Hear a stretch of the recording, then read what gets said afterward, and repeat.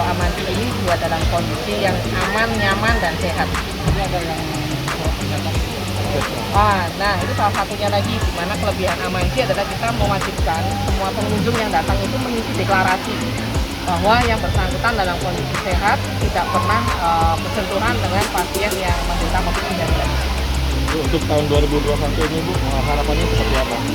Harapan kita tentu saja di 2021 sektor pariwisata bisa bangkit kembali, kita bisa kembali semarak lagi Indonesia, sehingga ekonomi juga secara bersama-sama kita bisa maju bersama-sama.